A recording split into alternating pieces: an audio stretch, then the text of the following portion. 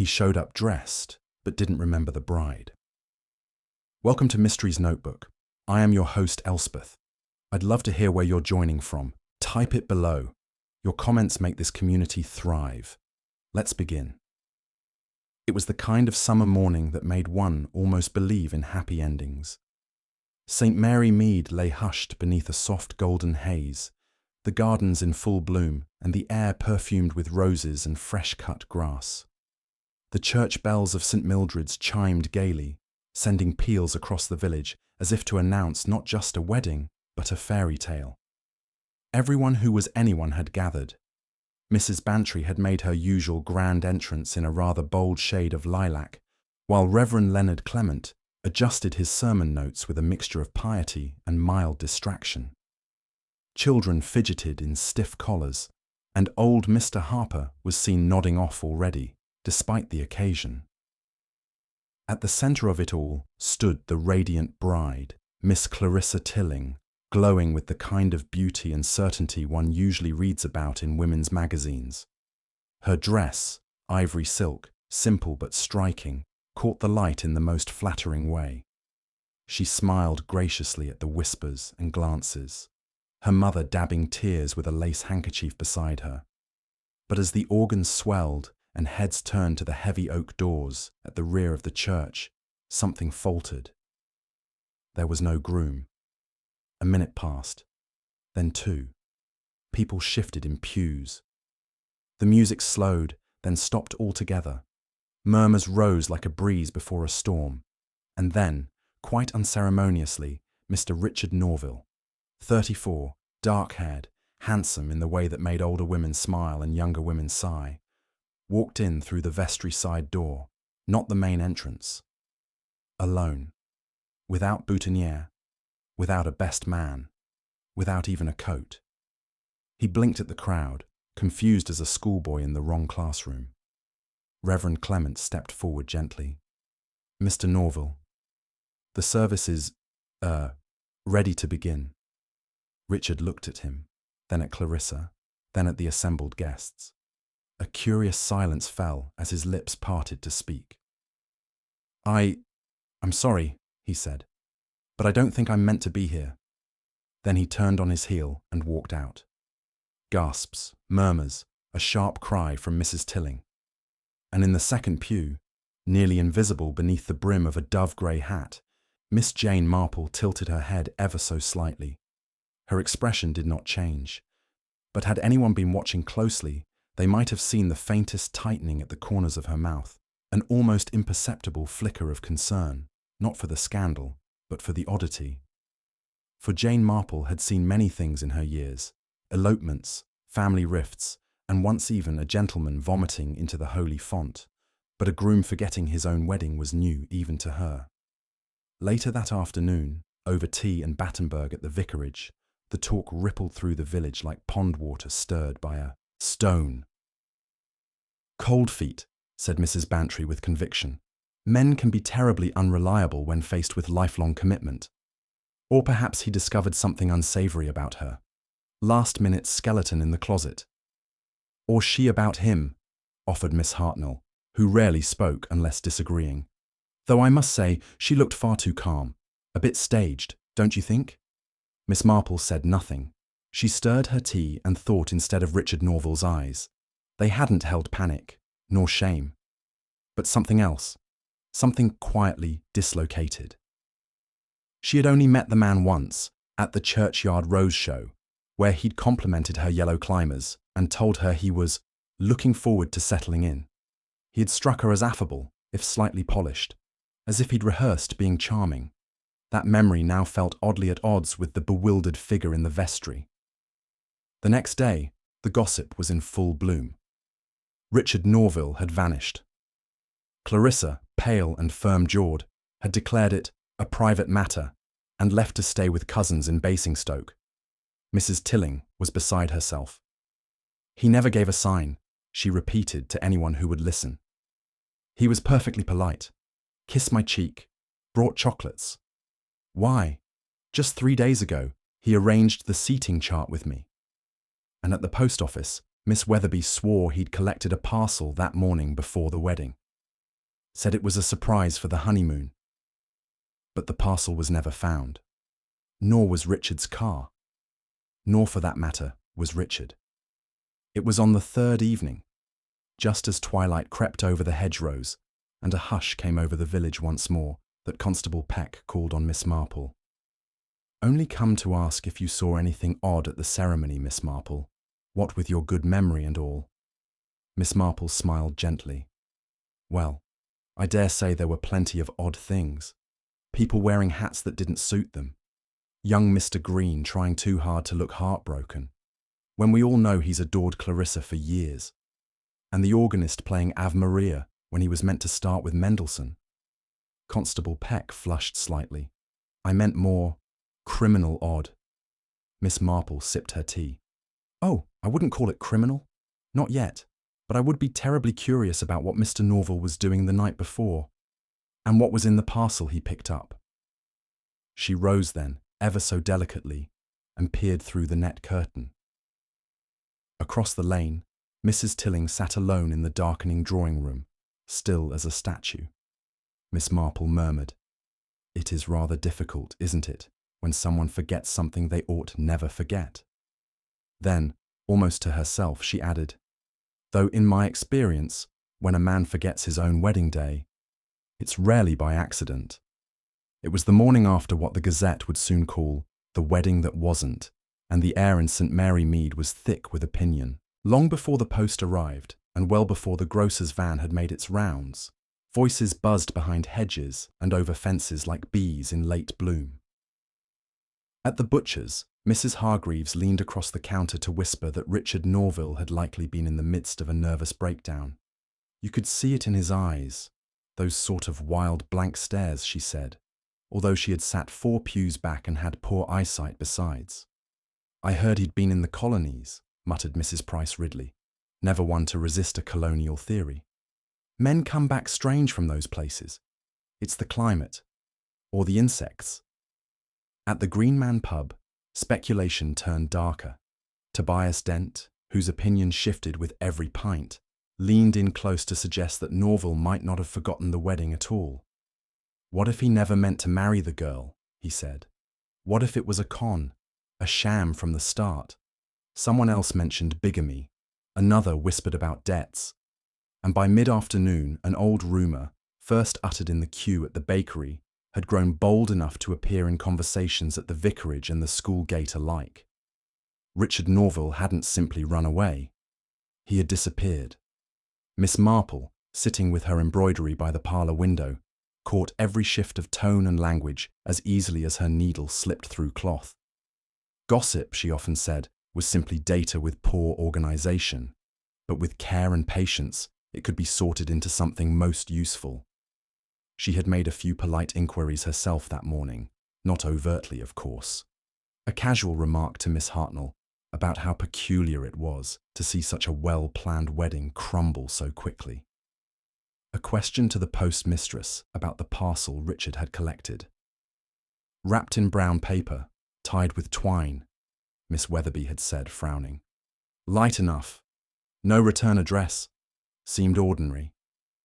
But Miss Marple found that nothing was ever truly ordinary when people were pretending it was. She had also asked about the best man, not because she expected him to shed light. He was a distant cousin from Devon, barely known to the village, but because she found it curious that no one seemed to have spoken with him since the incident. Hadn't he been seen, she wondered, heading toward the church early that morning? No one could confirm it. And that, she felt, was even stranger than the groom's retreat. By tea time, Mrs. Tilling had become a kind of tragic heroine. Visitors streamed through her house with sympathy and jam tarts, their condolences slipping between layers of scandal. Clarissa remained away in Basingstoke, leaving her mother to handle the inquiries. "He just vanished, Miss Marple," Mrs. Tilling said, dabbing her eyes with the same lace handkerchief she had carried at the ceremony. "One moment we were discussing the flower arrangements. The next, well, you saw what happened." Miss Marple, seated neatly on the edge of a flowered armchair, gave a small nod. "Did he take anything with him, do you know?" she asked gently. Luggage, for instance. Mrs. Tilling paused. Not that I noticed. The car is gone, yes, but his suitcase was already at the hotel where they were to spend the night, a modest place in Eastbourne. I rang them, of course. He never arrived. No calls? None. It's as though he stepped out of the world entirely. Miss Marple sipped her tea. People don't usually vanish without purpose, my dear, especially not well-dressed men with new cufflinks and recent employment. Oh yes, Mrs. Tilling said. He had taken a position at a firm in London, something in investment, very polite letters, neat penmanship. Miss Marple asked to see one, and it was produced without hesitation. She studied the paper with faint interest. Quality stationery, cream-coloured, smooth finish. The firm's name, Merrick and Woodson, neatly embossed. Later she wrote it down in her notebook. By then, the police had made their own inquiries, though nothing formal had yet been announced. Constable Peck had taken statements from the bride's family and searched the Norville home, a rented cottage not far from the Green Man. According to Constable Peck, the cottage was neat, impersonal, and lacking any signs of either distress or hurried departure. The wardrobe was still half full. Shoes were in their pairs. The bed made. The only unusual thing was the presence of a broken cup in the kitchen sink, cracked at the handle, as if dropped by someone startled. Miss Marple thought about the cup more than she let on. She also thought about Mrs. Tilling's remark. He never gave a sign. People rarely do, she thought, until one knows what signs to look for. She took an afternoon walk the next day through the village, making note of who watched her and who avoided her gaze. Mr. Green, who had once courted Clarissa long before Richard Norville arrived on the scene, seemed particularly alert. He greeted her with a nervous cheerfulness and proceeded to over-explain his movements on the day of the wedding. I was at the church early, Miss Marple. Far too early, actually. Couldn't sleep, you know. I wanted to be supportive. Clarissa and I, well, we're old friends, and I thought it only proper to sit near the front. Miss Marple nodded. And did you see the best man arrive? He hesitated. No, I don't think I did. Odd, isn't it? Quite, she said. Later that evening, a curious incident unfolded. The vicar, Reverend Clement, was locking the vestry when he found something lying behind the lectern, a small, folded scrap of paper. It bore no address, no signature, and only a brief sentence in uneven handwriting. I cannot go through with it. Please forgive me. It had fallen behind the bookshelves, almost invisible. Reverend Clement, frowning deeply, took it to Constable Peck. The note was shown to Mrs. Tilling, who burst into tears. It's his handwriting, she said. I'm sure of it. Oh, what must have happened in his mind? My poor Clarissa. Constable Peck seemed content to label it a case of cold feet after all. But Miss Marple, who had seen the letter briefly, did not agree. For one, the handwriting did not match the elegant, precise loops in Mr. Norville's job correspondence. It was jagged, uneven, with a different slant entirely. Secondly, and more tellingly, there was a smudge of something grey at the edge of the paper, near the fold. Ash, perhaps, or coal dust. She returned home with a quiet urgency in her step. There was something else as well, something that tugged at her thoughts as she settled in for the evening. The broken cup, the absent best man, the parcel with no return address, and now a suspicious note appearing days after the disappearance, too late to be of comfort, too early to be forgotten. No, she thought, this was not a case of cold feet. This was a case of calculated misdirection, and someone in the village, someone sitting comfortably behind their lace curtains, had gone to great lengths to make it seem like the groom had simply walked away. Miss Marple reached for her knitting, but her hands were unusually still. For the moment she didn't need wool or needles. She needed truth, and she knew where to begin looking. On the third morning after the aborted wedding, Miss Marple paid an unannounced visit to the Norville cottage. The door had been left unlocked, curious, given the rising chatter in the village, and a gentle knock brought no response. She stepped inside with the lightest of steps, as if her presence alone ought to apologize for the intrusion. It was a neat place, neither masculine nor feminine, more like a well-curated set than a home anyone truly inhabited. There were a few books on the mantel, travel guides mostly, and a thin volume of poetry, a tie draped over the back of a chair, a pen and blotter on the desk, a small framed photo of Richard standing before some grand city building, likely in London. What was absent struck Miss Marple as keenly as what remained. No photographs of family, no letters, no stray receipts, no notes scribbled beside the telephone. The kitchen contained basic cutlery and an untouched fruit bowl.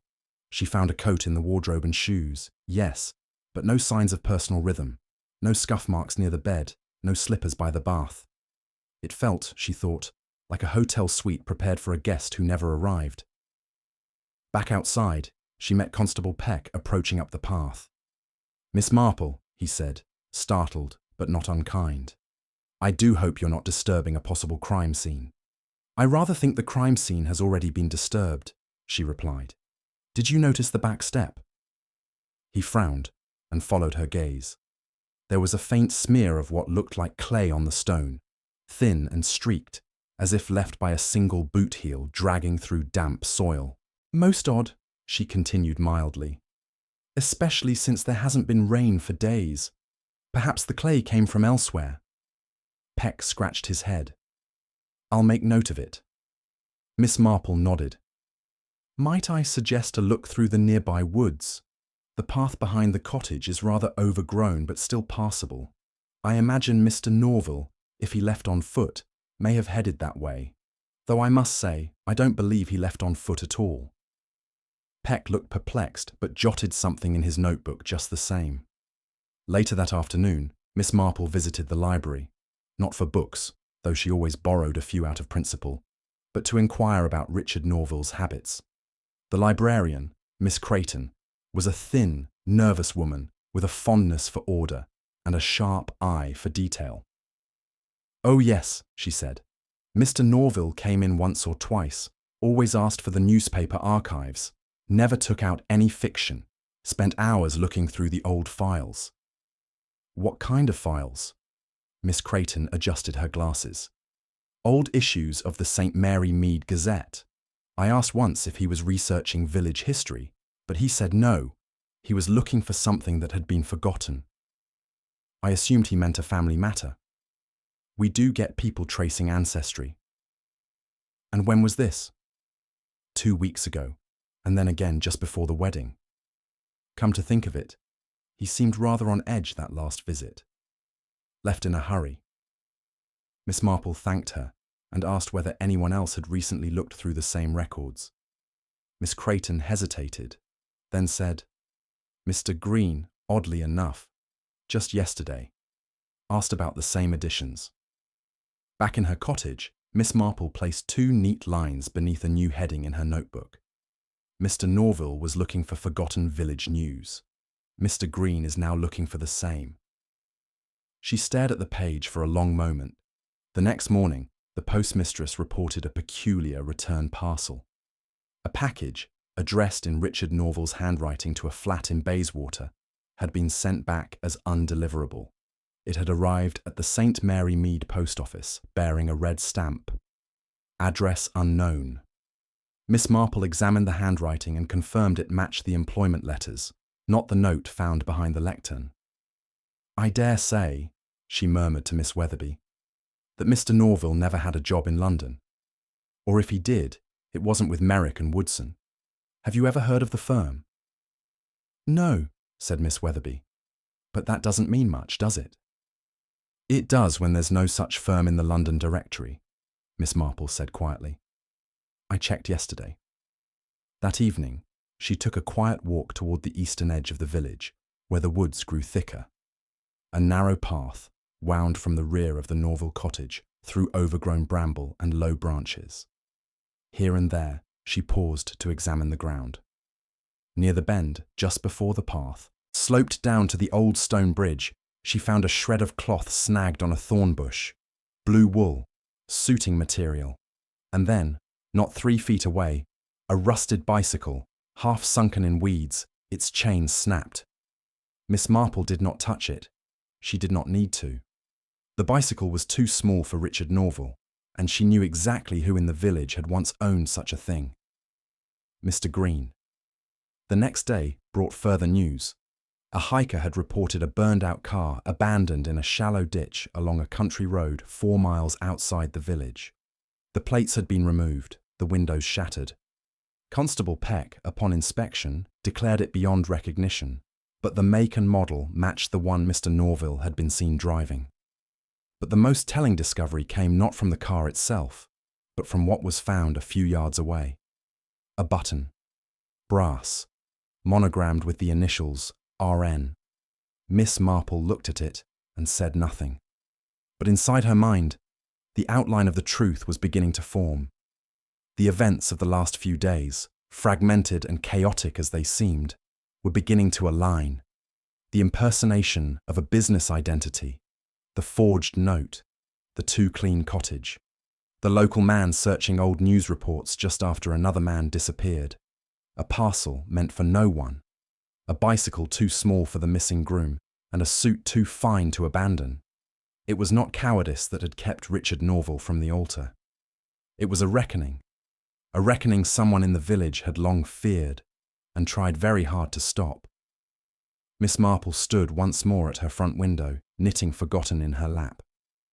"I believe," she said softly to herself, "that we are dealing with something quite old in origin, but freshly buried. And I suspect the grave, metaphorically speaking, is not very deep." Outside, the sun dipped behind the trees. Shadows stretched over the quiet lanes of St. Mary Mead, where secrets lay just beneath the surface, waiting for the right hand to gently lift the soil. Miss Marple, of course, knew exactly where to dig. Miss Marple had always maintained that people reveal themselves most clearly when they believe they are being observed for something else entirely. It was a philosophy she employed now with precision, attending the Women's Institute luncheon with calm interest and knitted gloves, while keeping a quiet eye on the people most anxious to appear unaffected. Mr. Green was there, looking more relaxed than one might expect from a man so recently jilted by proximity. He laughed a little too quickly at Mrs. Bantry's joke and refilled Miss Hartnell's teacup with a flourish that bordered on theatrical. His charm, once natural, now seemed rehearsed, as though he were covering something that lay just beneath the surface, something that threatened to show. Miss Marple listened as he described in generous detail his plans to travel to Edinburgh for a change of air, and how, in retrospect, it was a mercy that Clarissa had been spared an unhappy marriage. "Terribly sudden, of course," he said to Miss Marple with the air of a man confiding a painful truth. "But I always had a sense. Something wasn't quite right with Norval. Couldn't put my finger on it. Too smooth, you know? Too finished." Miss Marple nodded politely. "And yet, you both shared a hobby for village history, did you not?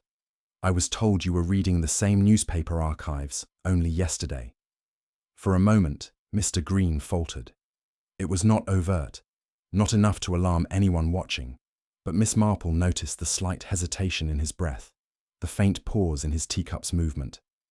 "Pure coincidence," he said quickly. "I was researching family matters. My uncle ran a bakery here during the war. Thought I might find something amusing."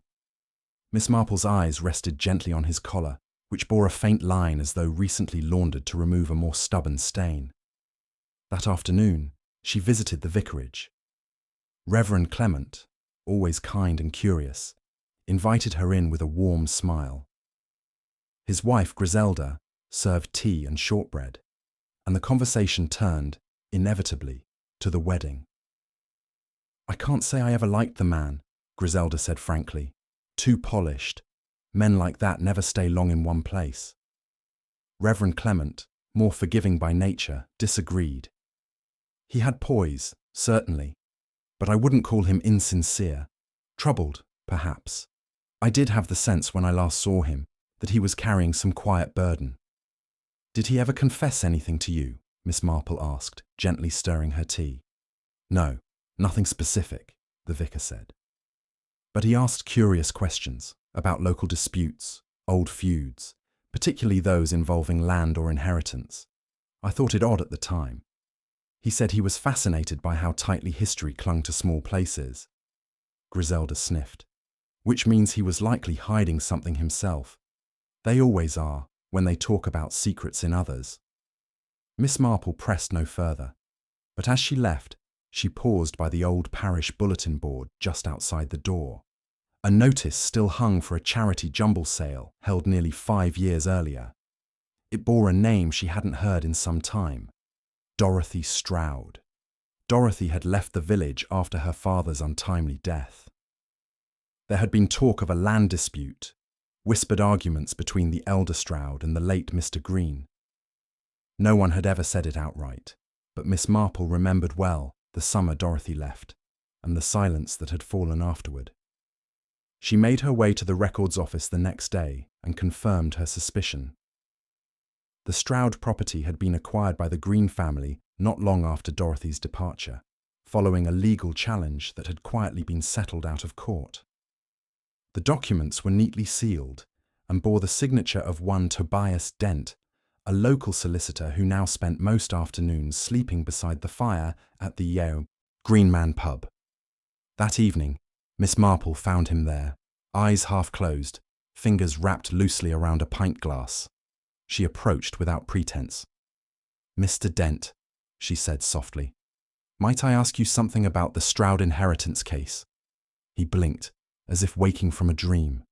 "Lord, that was years ago," he muttered. "Why dig it up now?" "Because someone else is digging, I think," she said, "and they may not have stopped." He looked at her for a long moment, then sighed. "It was never quite right," he admitted. The elder Stroud, George, was a difficult man, but clever. When he died, suddenly the papers weren't in order. The deed to the property had been misfiled, or so it seemed. There was no will on record, which was odd, because I know he had one. I'd helped him draft it. And Mr. Green? Pounced on it, of course. Claimed George had promised him the land. Dorothy tried to fight it, but she had no proof. No money for lawyers. Eventually left for the north, never came back. I always suspected something was tampered with, but there was no way to prove it. Miss Marple thanked him and walked home slowly through the darkening lane. The air was cooler now, a breeze threading through the branches like whispers among gossips. She did not yet know who had killed Richard Norville, if indeed he had been killed, but she knew why he had come. He had found something buried in the Gazette, or perhaps remembered something from years past. A name, a discrepancy, a hint of theft, and he had asked too many questions of the wrong people. Now, the false note, the burned car, the convenient disappearance, they made sense. They were the actions not of a desperate man fleeing love, but of a desperate person trying to erase him. She looked again at her notebook that night, the entries beginning to form a shape. Mr. Green, the land, the legal trickery, and now the convenient interest in history. And then there was the best man, still absent, still unaccounted for. Miss Marple had no photograph of him, nor any confirmed witness beyond Mrs. Tilling, who recalled him as quiet, forgettable, very pale, I think. A man who arrived early, who may have impersonated someone else entirely. A man who might have delivered the forged note, driven the car to the ditch, returned quietly into the folds of the village where no one would recognize him again. The next morning, Miss Marple did something unusual. She wrote a letter to Dorothy Stroud, not a formal inquiry, but a gentle note of sympathy and curiosity, addressed to her last known residents. In it, she asked if Dorothy had ever met a man named Richard Norville, and whether the name meant anything to her. She sealed the letter and posted it herself, watching as it dropped through the red slot with a soft clink, like the closing of a drawer. As she walked back through the village, she passed Mr. Green in conversation with Mrs. Bantry. He tipped his hat with a smile that did not reach his eyes. Miss Marple smiled back, but her mind was already turning the next piece of the puzzle in place. Someone in St. Mary Mead had taken something long ago that never belonged to them, and now someone else had come to take it back. It was the smallest of things that brought it together, one of those domestic trifles Miss Marple so often said were more revealing than any grand confession. The clue did not shout, nor even whisper. It simply sat there, waiting for someone to recognize it for what it was. It happened, curiously enough, in the churchyard. Miss Marple was walking with Mrs. Price Ridley, who had insisted that a brisk constitutional past the graves would be good for the nerves. In truth, she wanted to be seen discussing the affair with someone of authority, and no one in St. Mary Mead held more quiet sway than Miss Marple. They had passed the yew tree and turned toward the older stones near the vestry when Miss Marple slowed. Something had caught her eye, just a glint at first, a sliver of metal where it ought not to be. Near the edge of the grass, beside a moss-covered memorial, lay what looked like the broken tip of a fountain pen. She bent to pick it up.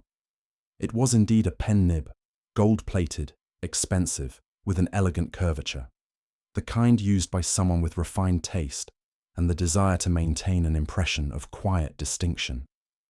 The tip had been snapped clean, as though under pressure, but more telling was the small notch along the edge, darkened with ink residue. Miss Marple had seen such a pen before, only once, in the hand of Richard Norville. Mrs. Price Ridley was still talking about the impropriety of young women wearing open-toed shoes at weddings, when Miss Marple gently excused herself and turned back toward the vicarage. There had been no reason for Richard Norville to visit this part of the churchyard on the day of the wedding, nor would anyone have thought to search here. But if he had stopped, briefly, perhaps in haste, perhaps to meet someone, what might have happened? And why had no one come forward to say they had spoken to him after he left the vestry? Inside the vicarage, Reverend Clement was consulting his ledger. "I've had the church keys back from the caretaker," he said when Miss Marple inquired, though curiously he mentioned that the vestry door was unlocked the day before the wedding. Unusual. We're careful with the keys. And who else might have had access? Oh, goodness, half the committee, the flower ladies, the organist, the choir members. Miss Marple paused. Might Mr. Green have had a key? The vicar looked startled. Well, yes, I suppose. He helps with the charity auctions and assists with the harvest readings. But surely... She held up a hand. It may be nothing. But I do wonder whether the vestry was used for something other than storing hymnals last week. That evening, she returned home and placed the broken nib beside her notebook.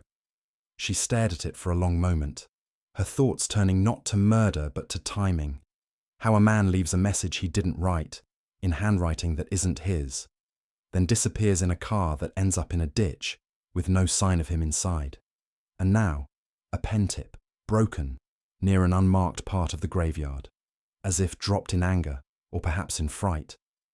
She thought of Richard's final moment in the church, the confused stare.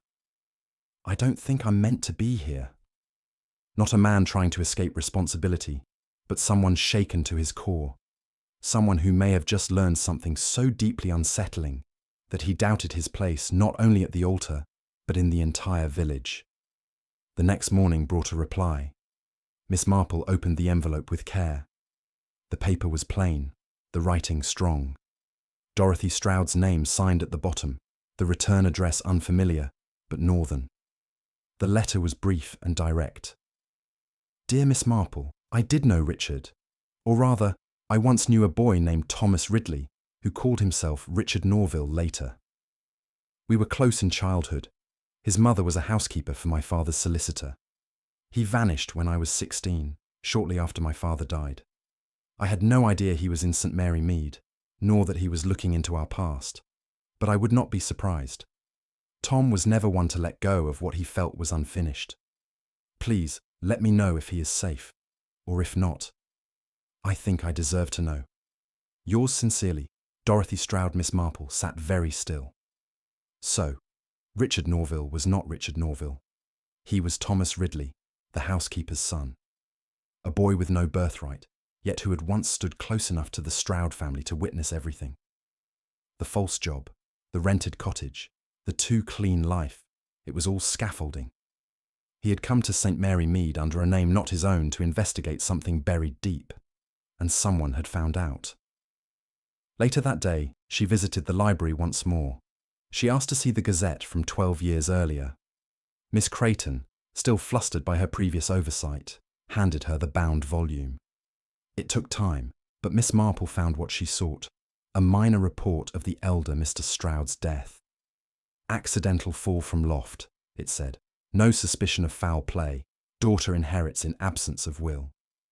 The article was small, unremarkable, but tucked just beneath it, almost overlooked, was a letter to the editor, anonymous. It read, "Some inheritances are claimed too quickly. The truth has bones, and bones rise." Miss Marple closed the book gently. It was the kind of thing a local might dismiss as village poetry, but she recognized the weight of it, a warning, a threat, or a confession. She returned home as the shadows lengthened and stared once more at her neat rows of observations. The false name, the forged letter, the silent best man, the burning of the car, and now Richard's real identity and a connection to a family. Scandal that had never been resolved.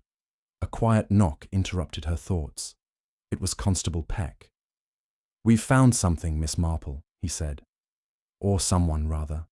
"A man matching Mr. Norville's description was seen 2 nights ago in a village 6 miles east. He was injured, minor head wound, and calling himself Thomas." Miss Marple's eyes didn't widen, but her knitting dropped to her lap. "Is he safe?" she asked. "Seems so. Staying at a boarding house. Claims he doesn't remember what happened. Says he woke in a ditch." "May I speak to him?" she asked. Peck blinked. "You? Well, I suppose. They said he's asking for someone to explain what went wrong." She rose with more urgency than usual, because now she knew the truth wasn't in the burning car or the missing best man. The truth was, in the moment, someone discovered who Richard Norville really was, and what he intended to uncover. And the only thing more dangerous than a man with no name was a village that remembered him too well. The room at the boarding house was modest, the sort of space meant for solitary travellers, well kept, yet spare. A floral coverlet lay folded at the foot of the narrow bed, and a single window offered a view of a quiet, hedge-lined lane. Miss Marple stepped in gently, her shoes making no sound on the scuffed floorboards. Seated in a worn armchair was the man who had once introduced himself to the village as Richard Norville. His face was bruised above the temple, but otherwise unscathed. A bandage curled beneath his hairline. He looked up as she entered, confusion flickering across his expression until recognition softened it. "You're the one with the knitting," he said hoarsely. "From the church." Miss Marple gave a small nod, folding her hands before her. "And you, I believe, are not Mr. Norville at all." His eyes darkened, then drifted toward the window. "I'm Thomas Ridley." She waited. Silence often gave people the room they didn't know they needed. After a long moment, he sighed. "I never meant for any of this. I came to find out the truth about George Stroud's death. My mother, she worked for the family years ago. I grew up in that house. Dorothy and I were, well, close once. But after George died, everything shifted. My mother used to say something wasn't right, that Mr. Green had taken more than he let on, that George had made a will leaving the property to Dorothy and a portion of land to someone else. She wouldn't say who." "And you believed her?" He looked at Miss Marple then, more alert. "My mother never lied. Not about things like that. I started digging. Found that the will had vanished. Talked to someone who remembered the solicitor, Dent, acting strangely after the funeral. And then I found that odd little letter in the Gazette, the one about bones rising. That wasn't just village nonsense. That was someone hinting at something buried." "Buried? Secrets tend to rot slowly," Miss Marple murmured. but eventually they make themselves known. I thought if I came quietly, he continued, under a false name, I could stir up old tensions. I even arranged to rent the Stroud cottage until I learned the Greens had it torn down after the settlement. The wedding. Well, Clarissa was lovely. She didn't know who I was. I didn't intend to involve her. But I thought, if I was accepted, I could get closer to Green, make him drop his guard. Miss Marple's voice was soft. But something happened before the ceremony. Thomas nodded. The night before, I confronted Dent. He was in the pub, half asleep as usual. I pressed him, asked about the missing will. He didn't say much, but he turned white as a sheet, told me to leave the past alone, that Green wouldn't take kindly to being cornered. And the next morning, I received a note, he said, frowning. Slipped under the cottage door. It said to meet in the churchyard, early, by the back stones. It was unsigned, but I assumed it was from Dent. Instead, someone else was waiting. I never saw their face. Miss Marple leaned slightly forward. You didn't see them at all? It was fogged, mist along the hedge. I remember a voice, low, deliberate. They said I wasn't welcome, that I was stirring dangerous things. Then I was struck, back of the head. Not hard, meant to frighten, I think. When I came to, my pen was gone, my jacket stained, and I had this pounding in my skull. I staggered toward the woods. Next thing I remember, I was in a ditch near the East Road. Someone must have planted the car and the note to make it seem like I'd vanished on purpose. Miss Marple sat quietly, her thoughts organizing themselves like cutlery in a drawer. You were never meant to be killed, she said at last. Just removed, discredited, as if you'd had second thoughts or some breakdown. And that note in the vestry, someone wrote it to mimic your hand. A crude imitation. They needed the village to believe you'd abandoned Clarissa. She was innocent in all this, he said quickly. I never meant for her to be hurt. Indeed, Miss Marple replied, but you were reckless, Mr. Ridley. You may not have meant harm, but you underestimated the danger of old secrets, especially when they involve land and pride. As she returned to the village, dusk pressing in with long shadows and restless birdsong, her mind was already moving toward the next necessary step. The confrontation had to happen, but not with force, with calmness, with observation. That evening, she invited Mr. Green to tea. He accepted, perhaps more eagerly than he ought to have, arriving with a box of seed cake and the usual self-satisfied grin. They spoke of trivial things, weather, hydrangeas, the Women's Institute's plans for the autumn fair. Then, gently, she turned. You were quite close to George Stroud, weren't you? His cup paused mid-air. Yes. Well, we did business together. Of a kind. And you knew Dorothy, of course. She was fond of her father, terribly attached to the land. He nodded. A sentimental girl. Miss Marple smiled. And you believed it best to let sentiment yield to practicality. After all, land must be managed, and George, bless him, didn't believe in modern efficiency. Mr. Green chuckled. Exactly. But it was rather clever of you, she continued lightly, convincing Dent to misplace the will, acquiring the property before Dorothy could claim it, and silencing Thomas, well, Richard, as we knew him, before the truth came out, all very tidy. Mr. Green froze. I beg your pardon. She met his eyes without blinking. Oh, I don't accuse you of murder. Nothing so violent. But you did orchestrate a disappearance, staged a vanishing act with just enough confusion to make him seem unreliable. A forged note, a burned-out car, a best man who never existed. His breath caught, and for a moment he looked entirely ordinary, stripped of charm, of certainty. You can't prove anything, he said flatly. Miss Marple smiled. Perhaps not. But Thomas Ridley is very much alive. He remembers the voice in the churchyard. And Dent remembers a missing will. And Dorothy, well, she remembers everything. She rose, steady and kind. We needn't involve the police, not yet. But I should think it's time to tell the truth, Mr. Green, while it still belongs to you. Outside, the evening breeze stirred the garden roses. Mr. Green said nothing. But when he left, he did so with his shoulders low and his steps slower than before. Miss Marple stood at her window long after the sun had set. The village was quiet. But she knew that quiet didn't mean peace. It simply meant people had grown careful again. It was the sound of a match striking that roused Miss Marple in the early hours of the morning, not from her sleep, but from the stillness of her reading chair. She had been drowsing over an old volume of George Eliot when the faintest hiss, followed by the scent of something sharp and acrid on the air, brought her fully alert. She moved quietly to the window and pushed the curtain back no more than an inch. The moon, high and clear, offered a generous silver wash over the garden path, and it was there, just beyond her gate, that she saw the brief flare of a second match.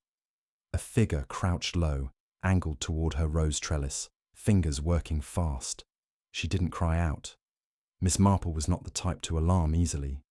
She moved instead with quiet efficiency, crossing to her writing desk and pulling from the lower drawer a small brass bell, an old gift from Colonel Melchett, who had insisted, half in jest, that every lady ought to have one in case of village emergencies.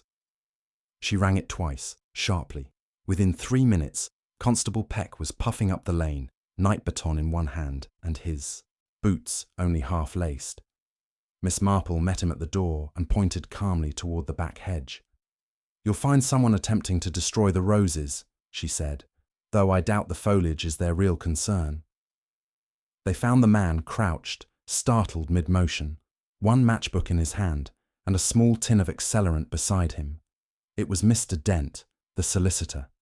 He was sweating despite the chill, lips pale, hands trembling. "I wasn't going to... I didn't mean harm," he stammered. "Just frighten her. That old woman knows too much. She was poking around again, asking about the will, the archive, the note, and I thought maybe if she were unsettled, she'd stop." Constable Peck placed a firm hand on Dent's shoulder. "Trying to burn down someone's rose trellis is a curious way to request privacy," Miss Marple said dryly. Dent deflated, shoulders sagging. "I never meant it to go so far. It was Green, you see. He threatened to cut me off, ruin me. He said if I didn't keep quiet about the will, he'd expose something from years ago, something I did during the war, before I was properly registered. I didn't want trouble. I just wanted peace." "You buried your conscience for a man who would gladly bury you if it suited him," she replied quietly. "And now you've tried to frighten an old woman because she sees more than you care to admit." Dent was taken away, quietly, without fuss, but the damage had already curled like smoke through the edges of the village's comfort. By morning, everyone knew. Not just of the late-night incident, but of the deeper truth now taking root, that the man once called Richard Norville had come not for romance, but for restitution. That a solicitor had concealed a will. That property had changed hands through deception. And that the very foundations of long-assumed village history had been compromised. The talk shifted from whispers of scandal to something quieter, heavier, an unease that clung to door frames and shop counters. People eyed Mr. Green with caution now, their greetings stiffer. The warmth of his once easy smiles no longer returned. He did not attend church that Sunday, nor the Monday committee meeting. He remained at home, the curtains drawn. Miss Marple, meanwhile, received a second letter from Dorothy Stroud. "Dear Miss Marple, thank you for writing. I was shocked, of course, to learn that Thomas, Richard, had come to the village. I hadn't seen him in over 20 years, and I never imagined he would take such risks to correct what my father's death had left undone. Please tell him I would very much like to see him. I have questions, and perhaps, if the past is unburied, there might still be a future to build upon it. Yours, Dorothy." Miss Marple read it twice, then smiled to herself, gently, almost wistfully. Later that week, she invited Thomas to tea. He looked thinner now, more fragile around the eyes, but there was resolve in his voice. "I remember it all now," he said. "Being struck, waking in the ditch. I remember Dent's voice, and I remember something else. Before I lost consciousness, I saw the best man's jacket. It wasn't mine. It was Green's. Dent must have borrowed it, or been told to wear it. A disguise, enough to fool the eye, if needed." Miss Marple nodded. "They wanted to create confusion, to frame you as impulsive, perhaps unwell. They succeeded, for a time." "But why involve Clarissa?" he asked softly. "Why go through with the wedding at all?" "Because it gave you roots," she said. "And roots frightened them. As long as you were a stranger, they could make you vanish. But once engaged, once part of the community, you had a foothold. Green knew that. And he panicked. I never meant to hurt her."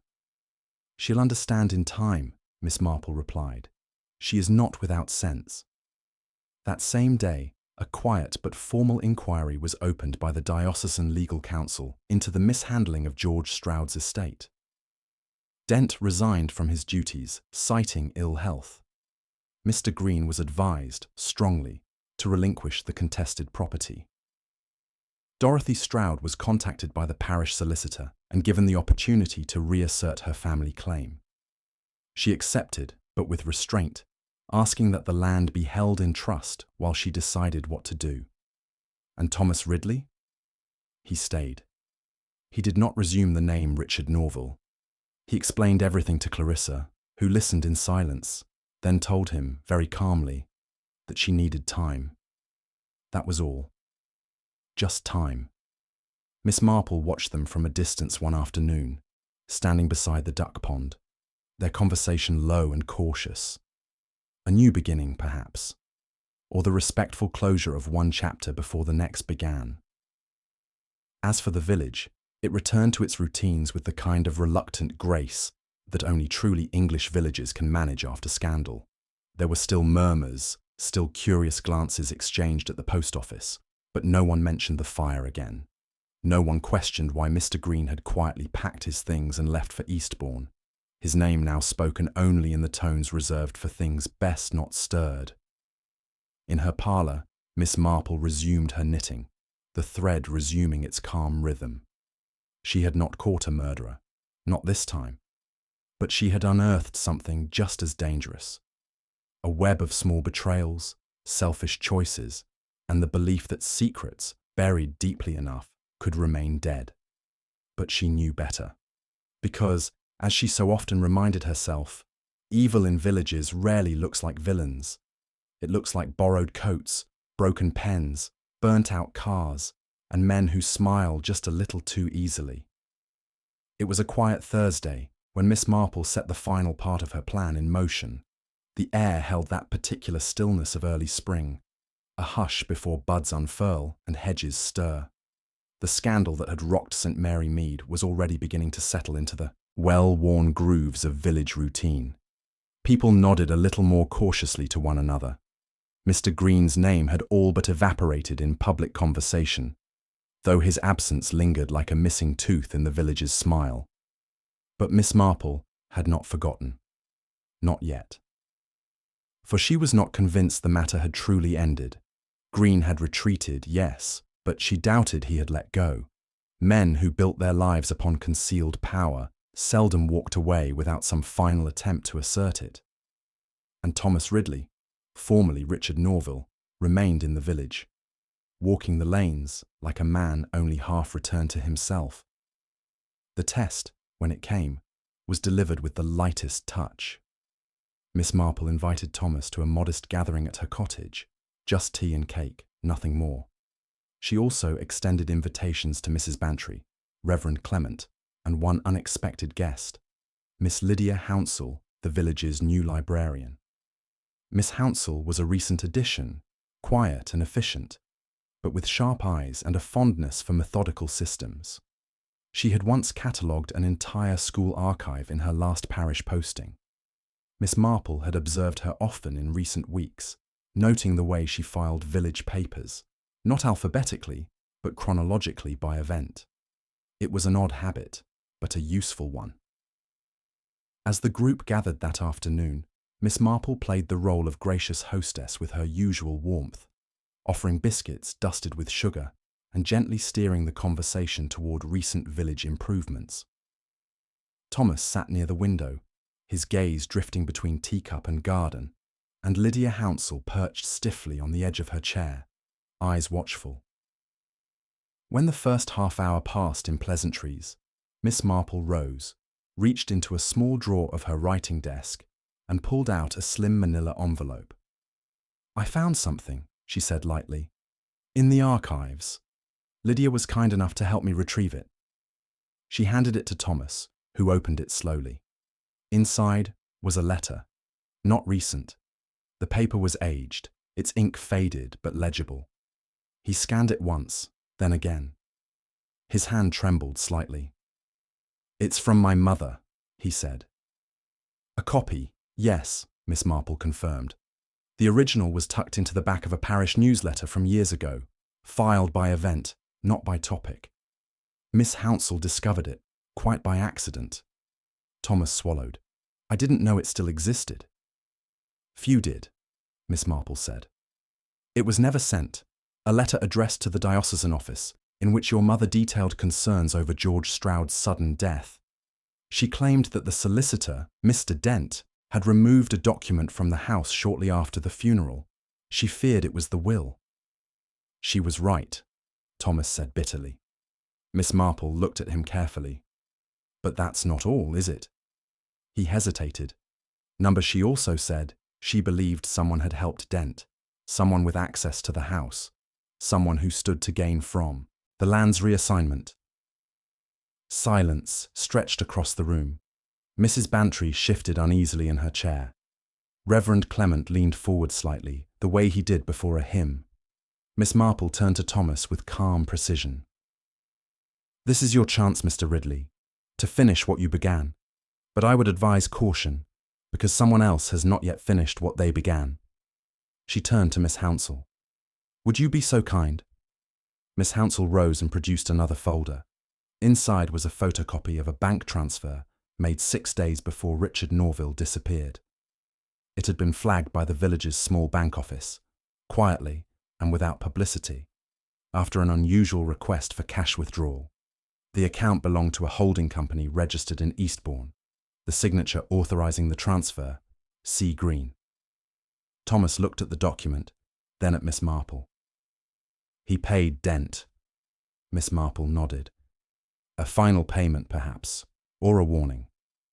But it tells us that Mr. Green had not finished covering his tracks, not even after you vanished, and that, Mr. Ridley, is the thread we needed." That evening, Miss Marple walked alone to the edge of the village, where the old oak tree leaned across the bridle path like a sentinel. She stood there for a long time, gazing across the fields, her thoughts calm and deliberate. It was here that Mr. Green found her, emerging from the wooded path in a coat too thick for the weather. "You've stirred quite a nest, Miss Marple," he said. "I'm afraid the nest was already stirred," she replied. "I merely removed the lid." He stepped closer. "You've ruined my life." "No," she said, very gently. "You ruined it yourself. Years ago, when you decided that property was worth more than people, when you told Dent to burn the will, when you turned a young girl's loss into your own gain, and most recently, when you paid him to silence her son." Green's mouth twisted. "There's no proof." "No," Miss Marple agreed. "But there are patterns, transfers, handwriting inconsistencies, and a woman with a remarkable memory who never forgot the day a young boy was turned out of his home without cause." He said nothing. Miss Marple's voice dropped. "You see, Mr. Green, I haven't reported you to the police. Not yet. Because I thought perhaps, if given the chance, you might do something rare in men like you." He blinked. "What's that?" "Tell the truth." She watched him for a long moment, then turned and walked away, her steps slow, deliberate, the cool evening air pressing lightly against her coat. The next day, a sealed envelope arrived at the parish office. Inside was a confession, written in Green's hand, It detailed the manipulation of the will, the payments to Dent, and the plan to discredit Thomas Ridley. It did not ask forgiveness. It simply admitted guilt. The diocesan council acted quickly. Dorothy Stroud was confirmed as rightful inheritor. The parish lands were reassigned. Mr. Green disappeared from Eastbourne without forwarding address. And Miss Marple. She returned to her garden. She did not attend the parish meeting where the changes were announced. She did not give speeches or accept credit. But the villagers noticed the new hedge planted near her front gate, a line of hawthorn, sharp and neat. A quiet symbol. Thomas Ridley stayed in St. Mary Mead, though not in his old disguise. He and Clarissa resumed conversations slowly, like people who understood that truth, once found, must be treated with care. Miss Marple resumed her knitting, her afternoon walks, her quiet observations. For she knew well, the village had secrets still. It always would. But some at least had been seen. It was the first truly warm day of spring when the final threads of the truth came together. Soft sunlight resting gently on the rooftops of St. Mary Mead, and a delicate hum of bees weaving between the primroses in Miss Marple's garden. The village was returning to itself, but with a hush still hanging in the air, as though even the birds understood that something delicate had been resolved, yet not fully spoken aloud. Thomas Ridley, no longer a groom, no longer an impostor, sat across from Miss Marple on her sun-dappled veranda. His hands, once restless, now held his teacup with care. He looked older than his years, but not burdened.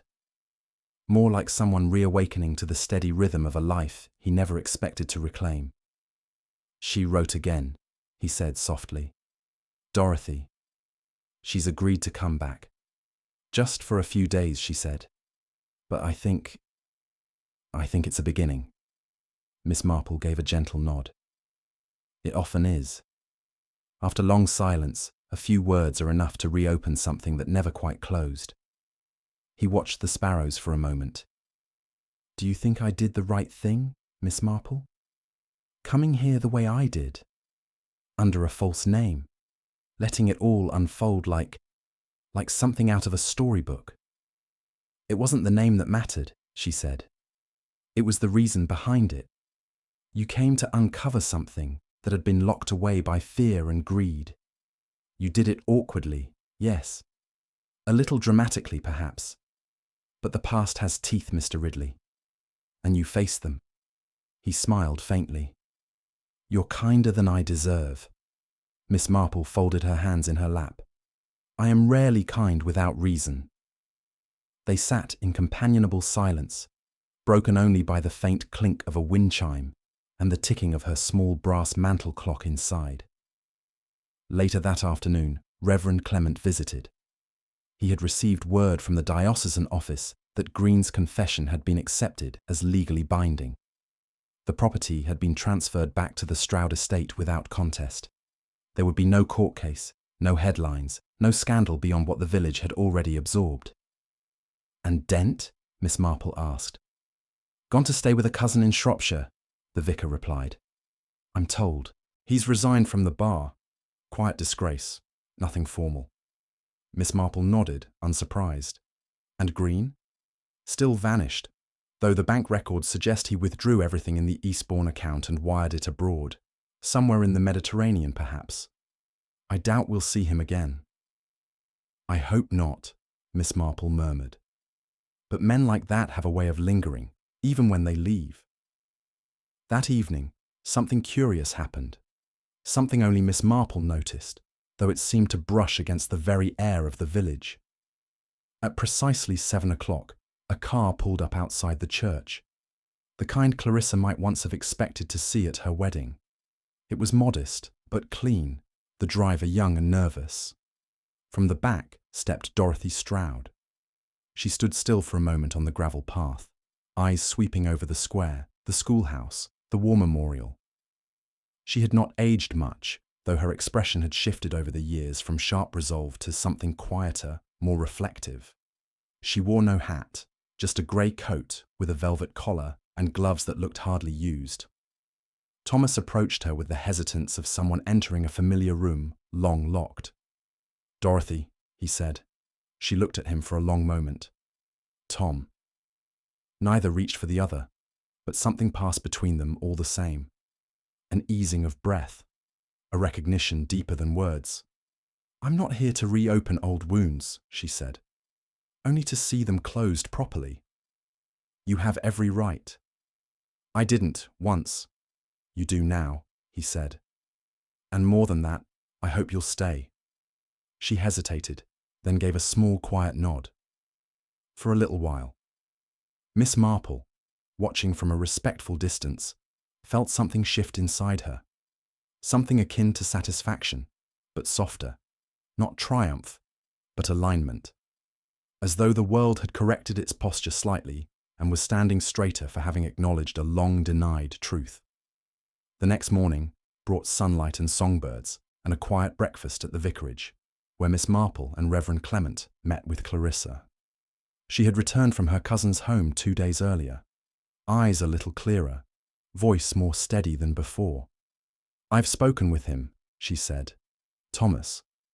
I think I knew, even before the wedding, that something didn't add up. There was something he carried that he hadn't told me. I mistook it for coldness." Miss Marple gave a small smile. "Secrets have weight. Even when unspoken, they change the shape of a man's shoulders." Clarissa nodded. "I don't love him, not like that, but I admire what he did, and I think he deserves peace. Perhaps we all do." Miss Marple placed her spoon down and folded her napkin. "You're very wise, Miss Tilling. Wiser than many who've been twice your age." The following week passed in relative calm. Dorothy and Thomas were seen walking the green together. Clarissa resumed her duties at the village school. The parish council met without incident, and Miss Marple received 3 separate invitations to tea, all from people who had once insisted there was nothing peculiar about Richard Norval's disappearance. It was at the end of that week, on a damp, fog-stilled morning, that Miss Marple returned to the churchyard. She walked slowly, her hand trailing over the old stones. She stopped at one, the grave of George Stroud. The headstone was plain, too plain, she had always thought, for a man of such complicated legacy. She knelt and placed a single white flower on the soil. "For remembrance," she whispered, "and for what was finally brought to light." Behind her, the mist lifted slightly, and the village stretched beneath the pale sun, like a cat waking from a long sleep. Miss Marple rose, brushed off her skirt, and walked home with the steady, unfussy step of someone who had done what needed doing.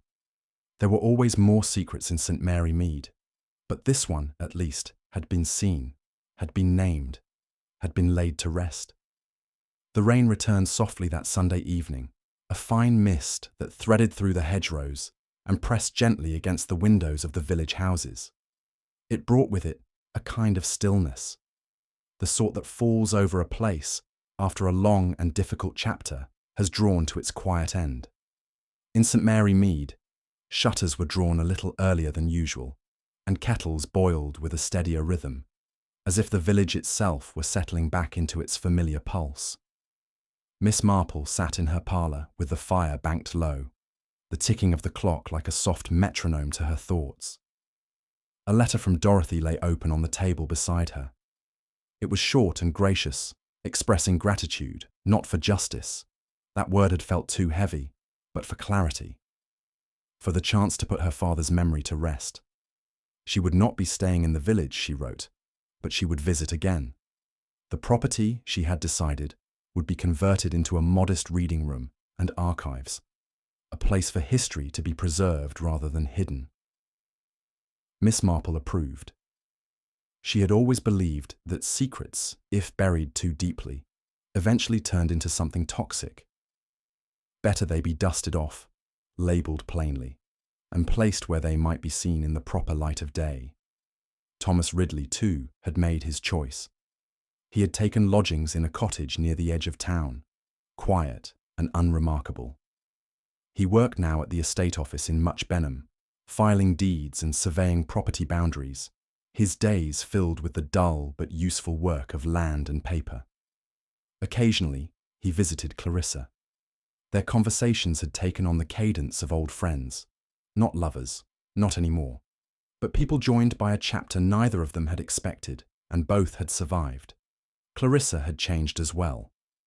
There was a firmer tone to her voice now when she spoke with her pupils.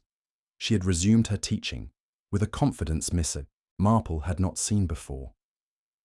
No one in the village mentioned the wedding that never happened, not directly. But there was a new respect in the way people spoke to her. She was no longer the pretty bride-to-be. She had become something stronger, a woman who had faced humiliation with grace and refused to wilt under it. Even Reverend Clement had remarked upon it. "Clarissa," he said one morning, "has developed a certain moral posture. She looks people in the eye now." Miss Marple smiled. "Pain does that. When endured quietly, it shapes a person more clearly than joy ever could."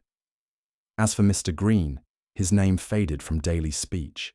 The house he had occupied was sold quietly to a retired colonel and his wife, who knew nothing of the man who had lived there before.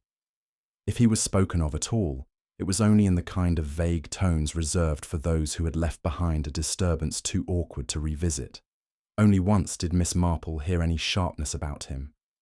It came from Mrs. Bantry, who remarked to her husband over lunch that a man who lies for land will lie for anything, and then changed the subject without missing a bite of her sandwich. The Women's Institute held its spring fete on schedule, and Miss Hartnell won a prize for her lemon curd. The library reopened with a small ceremony at which Miss Hounsell spoke, clearly nervous but steady, and announced the start of a community archive dedicated to preserving the village's real history, even the untidy bits. Miss Marple applauded quietly. That had been her idea, though she had made it seem like Miss Hounsell's all along. It was important, she believed, that the younger women of the village learn to stand tall not in the shadows of men, but in the light of their own doing. On a Thursday morning not long after, a parcel arrived for Miss Marple.